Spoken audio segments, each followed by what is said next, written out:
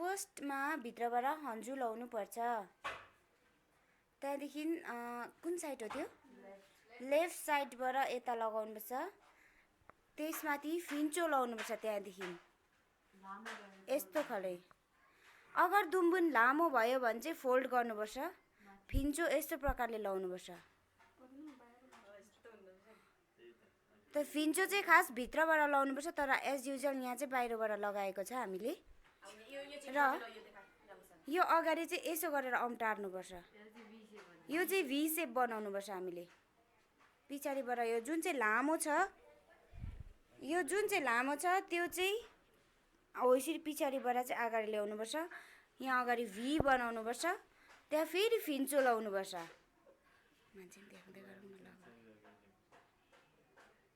अलमतमा फिन्चो लगाउनुपर्छ।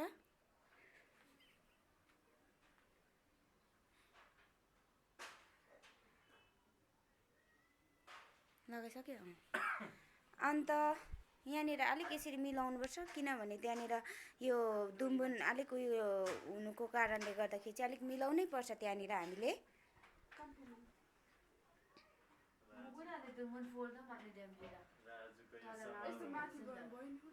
माथि भयो पनि भयो।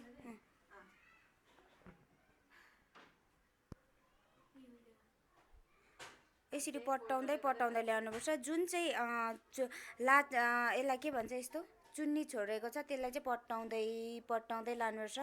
मुजा बनाउनुपर्छ त्यसलाई चाहिँ। र मुजा बनाएर त्यसलाई भित्र सट्टै यसरी हाल्नुपर्छ। जुन चाहिँ रहेको छ त्यसलाई चाहिँ भित्र हाल्नुपर्छ, भित्रपट्टि।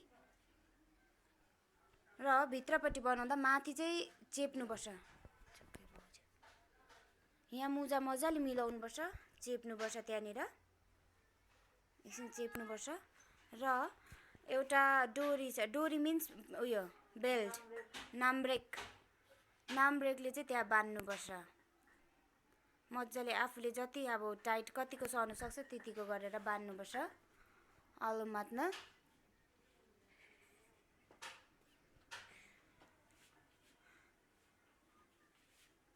ओके हो, यसरी बान्नुपर्छ। यहाँ पछाडि लगेर यसरी खात्नुपर्छ। अर्का जुन चाहिँ नदेखोस् न अर्काले।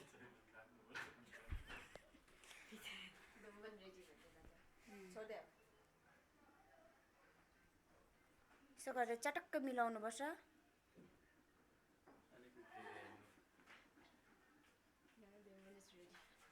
नाउ दुम्बुन लगाइसक्यो, रेडी भयो। ब्युटिफुल गर्ल्स भयो।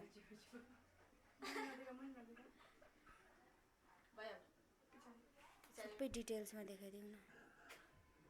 हुन् माया टक्क